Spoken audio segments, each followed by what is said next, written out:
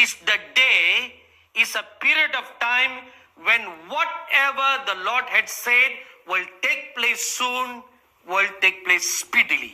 எவையெல்லாம் சீக்கிரத்தில் சம்பவிக்க போகிறது என்று கர்த்தராகிய இயேசுவானவர் சொன்னாரோ அவைகளெல்லாம் அதிவேகமாய் சம்பவிக்க போகிற ஒரு நாள், ஒரு குறிப்பிட்ட காலகட்டம் தான் கர்த்தருடைய நாளாகும். So let me repeat again. நான் திரும்பவும் சொல்லட்டும். Whatever the Lord had said that will take place எதையெல்லாம் சம்பவிக்க போகிறதாக கர்த்தர் சொன்னாரோ during the day of the Lord, கர்த்தருடைய நாளின் போது, that day now has come. அந்த நாள் இப்பொழுது வந்துவிட்டது. For all the things that need to take place will now take place speedily. ஆகவே சம்பவிக்க வேண்டிய எல்லா காரியங்களும் இப்பொழுது அதிவேகமாய் துரிதமாய் சம்பவிக்கும். Let me read to you a scripture in Zephaniah chapter 1 verse 4. Zephaniah 1:4 வசனத்தை நான் உங்களுக்கு படிக்கிறேன். The great day of the Lord is near. It is near and hastens quickly. The noise of the day of the Lord is bitter. There the mighty men shall cry out. கர்த்தருடைய பெரிய நாள் சமீபித்திருக்கிறது. அது கிட்டி சேர்ந்து மிகவும் தீவிரித்து வருகிறது. கர்த்தருடைய நாள் என்கிற சத்தத்துக்கு பராக்கிரமசாலி முதலாய் அங்கே மனம் கசந்து அலறுவான். It is a bitter period of time. அது மனம் கசந்து கொள்ளக்கூடிய ஒரு காலகட்டமாகும். Even the strong men will not be able to take it. பராக்கிரமசாலிகளாலேயே அந்த நாளை சகித்துக் கொள்ள முடியாதாம். In Jeremiah chapter 30 verse 6 and 7 says, எரேமியா 30:6-7 வசனங்கள் சொல்லுகின்றன. There is coming a time of trouble. ஒரு இக்கட்டு காலம் வருகிறது. Called Jacob's trouble. அது யாக்கோபின் இக்கட்டு காலம் எனப்படும்.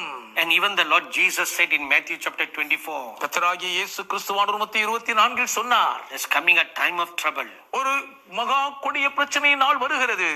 that the world has never seen like it before. உலகம் இதற்கு முன்பு ஒருபோதும் கண்டிராத அளவுக்கு உபத்திரவம் தலைவிரித்தாடும்.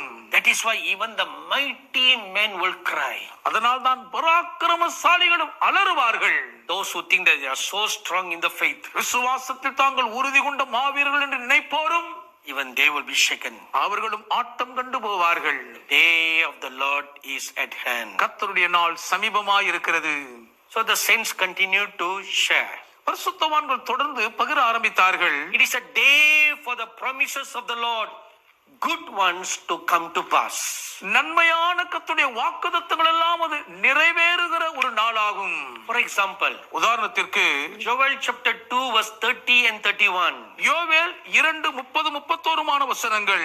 Acts chapter 2 verse 20 and 21. அப்போஸ்தலர் 2:20-21 வசனங்கள். These two scriptures says, இரண்டு வசன பகுதிகளும் சொல்லுகின்றன. when the day of the Lord comes, கர்த்தருடைய நாள் வரும்போது all who call on the name of the Lord shall be saved. கர்த்தருடைய நாமத்தை நோக்கி கூப்பிடுகிற எல்லாரும் ரட்சிக்கப்படுவார்கள். So this is about the great harvest that will come in.